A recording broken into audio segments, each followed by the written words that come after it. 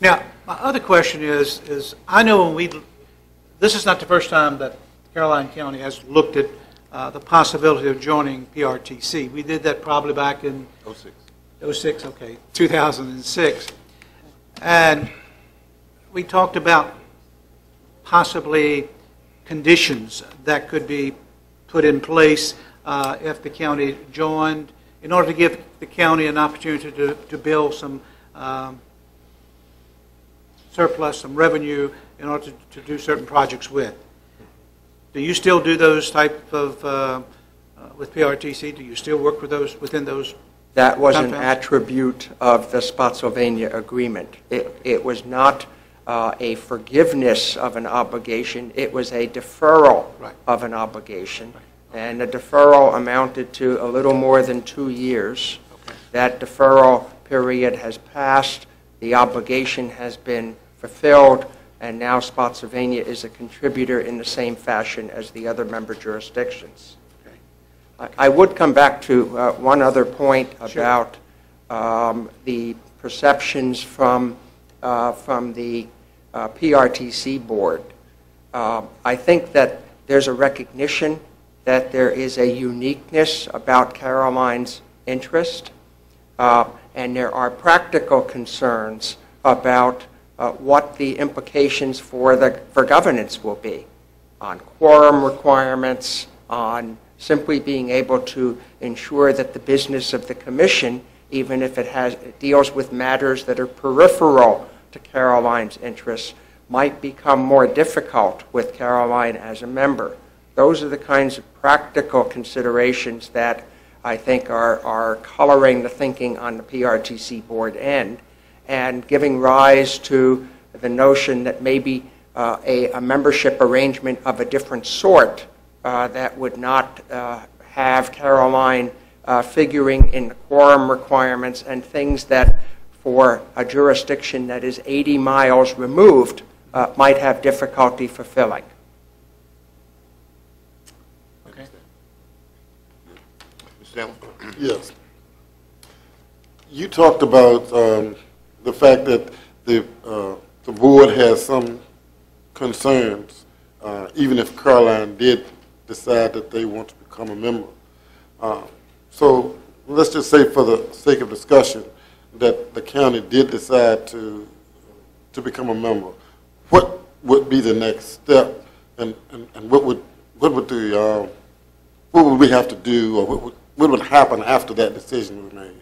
I think that that the PRTC board and ultimately the VRA operations board would be on the receiving end of a resolution adopted by the Caroline board expressing that interest in a more formal way than it has been, and perhaps suggesting a set of terms and conditions under which Caroline would be interested in being entertained as a member. And I think that what that would do would be to set the stage for an ongoing negotiation between the parties. Okay. Another question I have is that we obviously don't belong to PRTC now. There are other jurisdictions who do, but yet, and they have the 2.1% fuel tax added in the cost of their fuel. But in many instances, I see that the cost of fuel is, some instances, cheaper in those areas than in areas that don't belong. Can you, and I ask that question because, you know, there's so much concern about the cost of fuel and what it's going to do to the businesses. Can you talk about how that comes about? How is it that areas that belong can have gas that is a fuel that's cheaper than areas that don't belong? Yeah, I think that Mr. Fincham articulated this situation very well in the earlier communications to the board when he observed that there is as much variation in fuel prices within the jurisdictions as there are between jurisdictions, and that the fuel prices are very much a locally driven, situation-dependent condition where you can find significant variances in fuel prices from service station to service station, depending on where they happen to be within the jurisdiction. And that there's no evidence that we've been able to discern, and I think that Mr. Fincham was able to discern, that fuel prices, generally speaking, are higher in jurisdictions with the 2.1% motor fuels tax than they are in jurisdictions that don't have the tax. So I really do think it's a very situation-dependent condition having to do with the proximity of large numbers of people who want to buy fuel and the presence or absence of competition from other service stations. All right. Okay, just one more, I guess, observation. You talked about the state and federal grants that have been used to address financial issues in these other areas that do belong. We certainly don't belong, but those federal and state grants are taken from our tax dollars as well, since we are paying our citizens. Yes, you are. Paying into the state, and they're paying into the federal government. So I guess I would just say that, you know, it would be good for our citizens to be able to benefit from some of those grants as well, since they too are paying money Yeah, you could almost characterize it as a missed opportunity because your tax dollars are ultimately underwriting the federal and state grants, and yet you're not in the position to receive a portion of that. Thank you. You said you weren't trying to sell us. That was a pretty good sales job. I know sales when I hear it. All right, just a couple more, gentlemen, and again, we do appreciate your time and definitely appreciate the information you have here. Now, with regards to a missed opportunity, we have 86 riders now. You really don't care because it's only 86 riders that drive up to Fredericksburg and go on, right? I like all of our riders. Okay. So I do care. You don't have a vested interest in where those 86 riders come from because they're basically being paid for by the rest of the system. They're being absorbed by the rest of the system, yes, sir. Okay. Now, we are going to run, okay, hypothetically, just so you don't go back and say, oh, no, they're going to do this. Hypothetically, we're going to run a bus, Fred bus, charter bus, whatever, Right. from Carmel Church up to that Spotsylvania station. We're going to have 500 people a day. You care about them?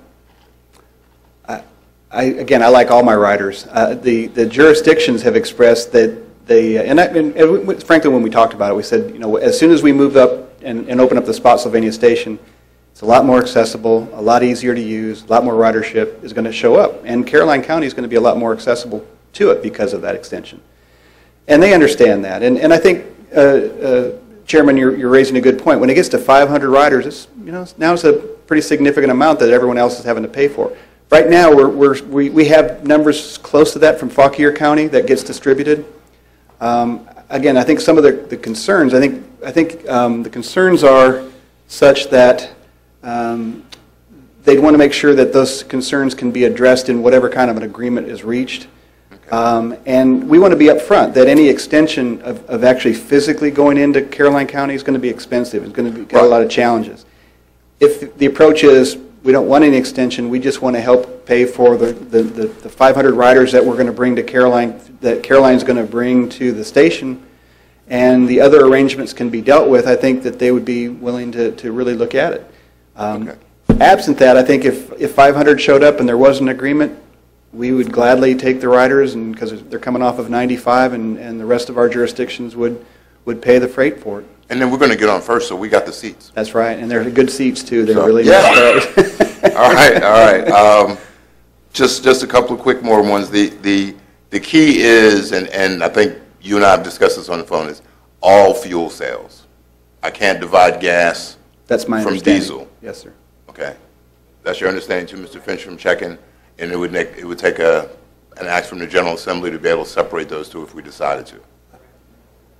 That's our understanding. Yes, Okay. sir. Because that's a big key.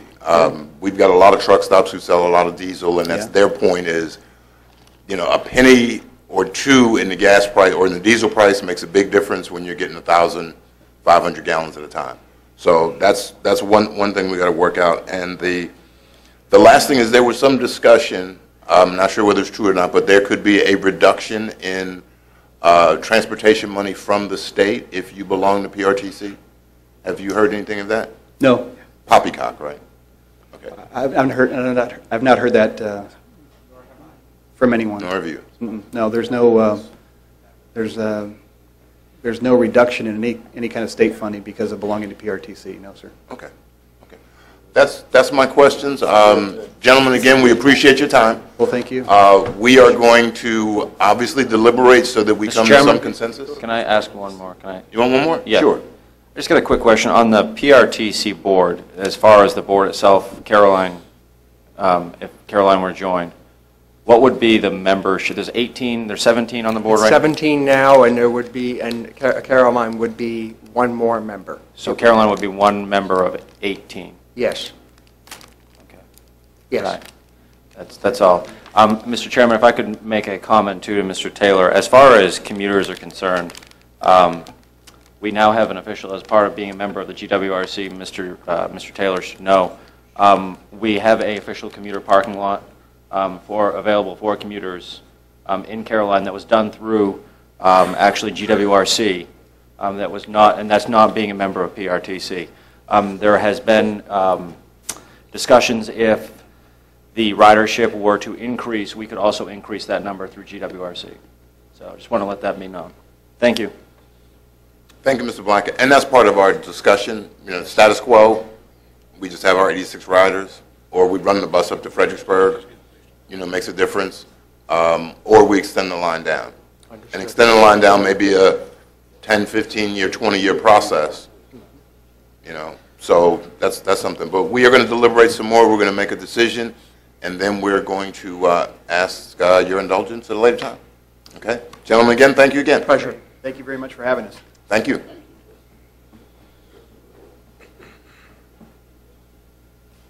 Madam Treasurer, Mrs. Kern is going to come and give us the Treasurer's report. You can wait till they leave so they know we don't have any money.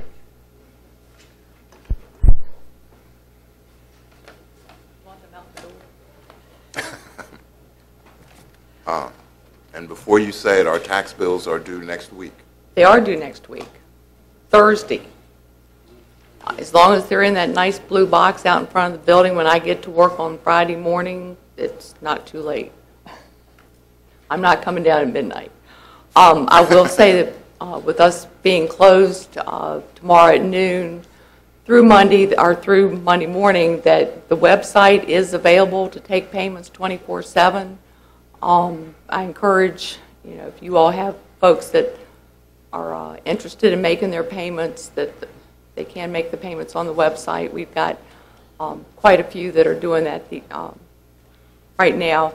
There's also the option to pay at Union at Ladysmith and in Bowling Green. You can make your payments there. They're going to be open on Friday and Saturday morning, so that's another option. But we'll have extended hours next week. Anybody wants to come see us, we'll be there from 8:30 to 6 on Monday, Wednesday, and Thursday. So, and there's always the post office. Stamped, you know, we'll look at the postmarks. As far as the revenue report that you all have in your board packet, it is the first quarter. The tax bills, of course, I mean, we were collecting delinquent taxes. The 2009, we sent the first notices trying to get those folks to pay up their 2009, so we didn't turn them over to the attorneys for collection. The final notices have gone out at this point, and they're also due December 5th. The personal property, we'd sent out the mass mailing in July. They were due in August, so the delinquent numbers are more than their 25% of the budget. They're still down slightly from last summer when we did the first mass mailing. So I think really until we get to December 31st and look at the whole 6 months, this second half collection, I don't know if I can tell, you know, where the taxes are going at this point. I've read Ms. Hatcher's report, and I think she covers the other revenue, you know, items there. So I was going to defer and not have you all hear the same information twice from the two of us. But if you all have any specific questions, I'd be happy to try to answer them. Okay, Mrs. Curran, I guess on the delinquent real estate and the delinquent personal property, there's a considerable amount budgeted for delinquent personal property. How do I really collect that? I mean, I sold my car is junk or whatever, and now, what do you do? We've got DMV stops on folks that have vehicles. I mean, even though you sold that car, if you have other personal property, we can hold your registration at DMV on another vehicle to collect the old taxes. Okay. We've also, up until about 3 weeks ago, we were putting tax liens on folks for their wages and their bank accounts, if we could find them, for those people that haven't paid. Sometimes the DMV stops don't work, so then we go to the next step. We have put a hold on that until after the holidays. Starting January 1, we do the debt set-off program, which is, taking the money from your income taxes. Tax return. And that's very, it's an easy way to get the money. Okay. I don't recall the fourth quarter report or whatever, but I'll check those later and match up the numbers we had there just to see, because it's about $400,000 in personal property tax that's delinquent that we should collect. Well, and we get a lot of delinquent personal property in the third quarter as well with those state income Right. payments. And then this is the year we went to permanent decals. We used to catch those when you got a decal. So this is the actual year where everybody's going through DMV. So it's a lot easier to catch those now. Well, and the ones, like if you you get a new vehicle and you come get you need that permanent decal, if you have not paid your taxes, you can't get that permanent decal for your new vehicles. We're holding them that way as well. Okay, but there's a lot of counties that did away with the decal, so it's not quite as obvious as it was before. Yeah. Okay. Thank you, ma'am. Any questions for Ms. Curran? Appears to be none, Mrs. Curran. Thank you very much. Thank you. Nice talking to you. Mrs. Hatcher?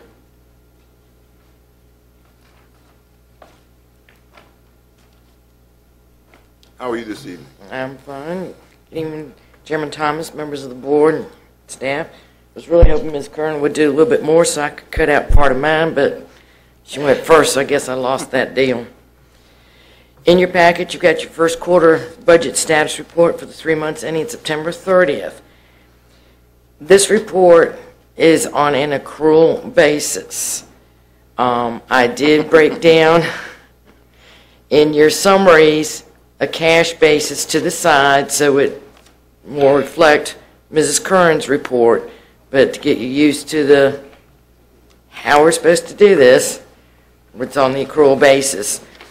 10.3% of the budgeted revenues for the major funds have been collected or billed. 16.6% of the budgeted expenditures have been expended for the major funds. General fund revenues are $2,161,679, or 5.17% of budget estimates. Reverting to the cash basis, property tax collections, as Ms. Curran referred to, are slightly lower than the same quarter in 2013.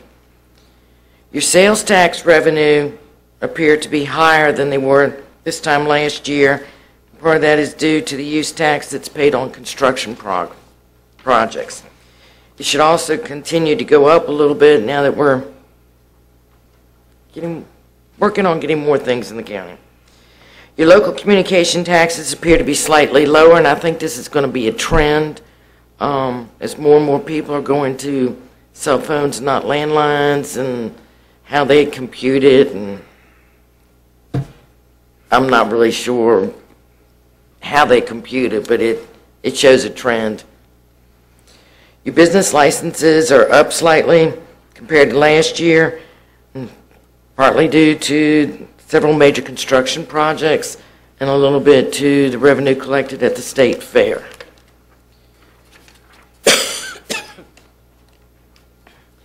Your recordation tax revenues and your permits and fees are lower than the same quarter last year. Your charges for services are above. All of your other categories are lower for the first quarter than they were last year. Overall expenditures in the general fund are slightly below the 25% threshold, as are most of the departments. School revenues are 17.8% of budget and expenditures 17.6% of budget. On a cash basis, expenditures are slightly higher than the prior year. Social services revenues are 13.1% of budget, and the expenditures are right at the 25% threshold. Both revenues and expenditures for social services are below the same period for the prior year. CSA revenues and expenditures are well below the 25%. However, expenditures are estimated to be significantly higher by the end of the fiscal year. Debt retirement revenues reflect 5.8% of revenues. The transfers from the general fund won't be reflected until the second quarter report.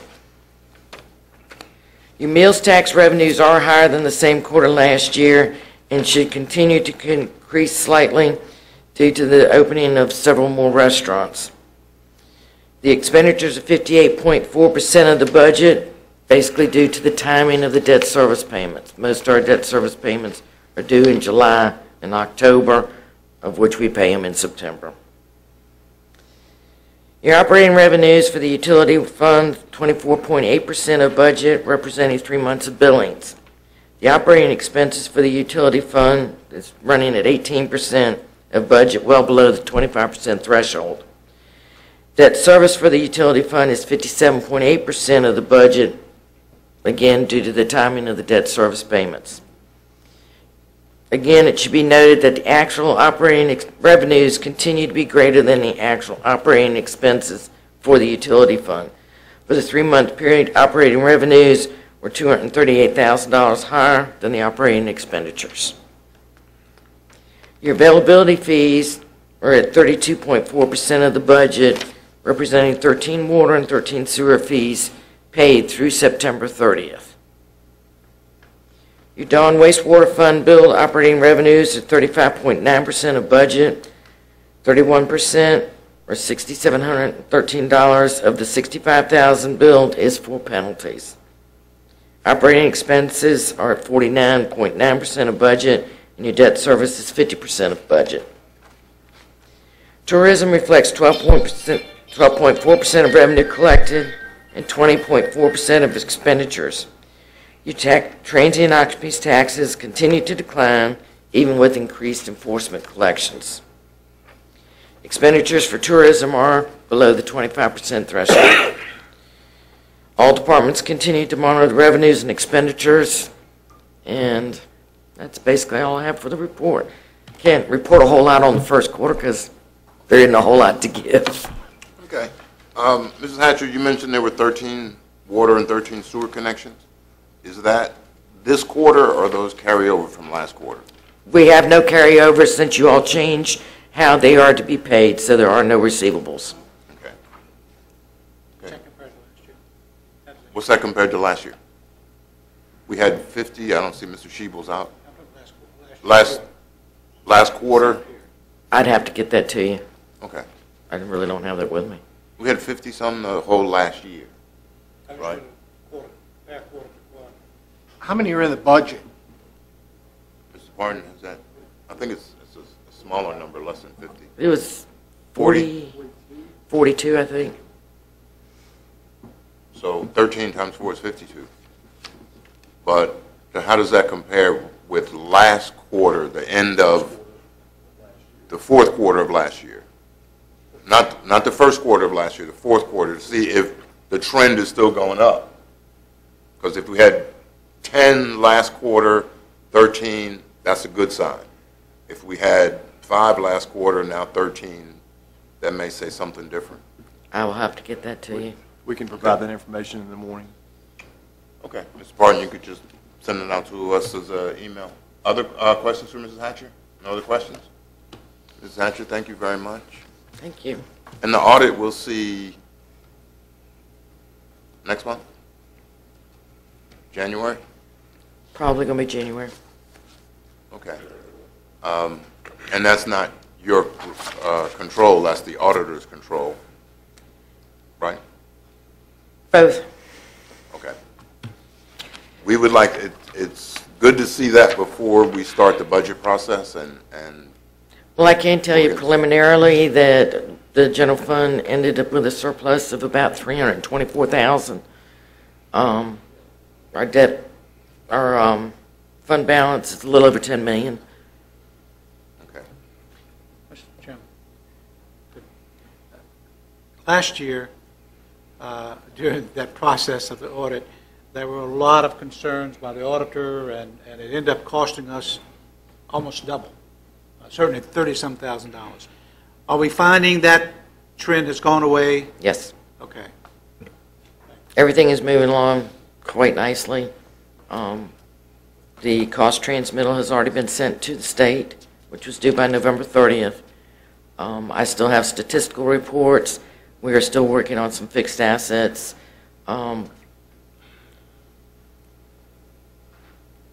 In my efforts to continue to clean up things that I have found from the past, we will be restating fixed assets again this year, and that's part of the holdup, because I found where things weren't quite what they were supposed to be, and we're working on it, and we're still trying to get the information we need to put the rest of the assets up from the state fair utility system.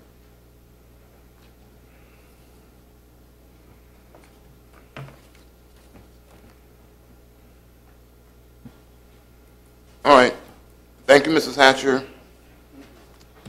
Agenda item number 2, appointments. Bay Consortium Workforce and Investment Board, Mr. Partner informs me they want someone from the private sector. Any recommendations or discussions? Who was it before? I don't recall. I don't believe we've had an appointment for some time, Mr. Seeley. I have to go back and look. I don't recall who served in the past, but I think it has been vacant for a while. Why don't we come back with, we meet on December 9th. Why don't we come back with ideas, and if anybody's got a recommendation. They're looking for a business person.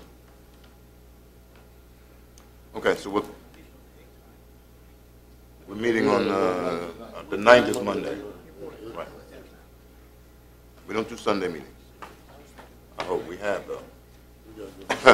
All right, consent agenda. Anything anyone would like to pull from the consent agenda? Item number 3. Anything anybody would like to pull from the consent agenda? Item number 3. Motion to approve the consent agenda would be in order. So move. Is there a second? Second, Mr. Chairman. Discussion? All in favor, say aye. Aye. All opposed, nay. Motion carries unanimously. Okay, 7:20. Is there anyone here in attendance that would like to discuss the farm tenant housing text amendments? If you would, just raise your hand. You're the only person. I'm just, what is that about and why? Oh, okay. I mean, I'm here for something else, but then I read about that and I didn't read. Okay. We're not going to, the reason I asked is we're not going to address the text amendments. The text amendments, and I'm going to say this again at 7:30 when we come back. The text amendments came to the Board of Supervisors from the Planning Commission with a recommendation to take no action, to send it back to them to allow them to take a little better look at it. So I wanted to make sure nobody was sitting here expecting to talk about those, because we're not going to do the farm subsidy. We are not going to do that. That is going to be a discussion at the Planning Commission. We are actually going to, I believe, if the board's consensus, we're going to send it back to the Planning Commission and ask them to take at least a couple of months to look at it before they bring it back. We're going to ask them to have the Farm Bureau involved and to have Extension involved. So it'll be worked at the Planning Commission for quite some time, and it'll be back here probably when there's snow on the ground in February or March. Okay. We're going to take a, no, we're not. We're going to take a 15-minute break. It's 7:20 for math, so 7:35. We're not going to do the public hearings. We're going to send it all. We'll get to that, and I'll ask for a motion to send them all back to the Planning Commission. I don't have to have a motion? Oh, okay. All right, so we're going to stand adjourned until 7:35. All right, we are reconvening the November 26th meeting. At this point in time, we left off at the public comment section of our agenda. During public comments, we allow any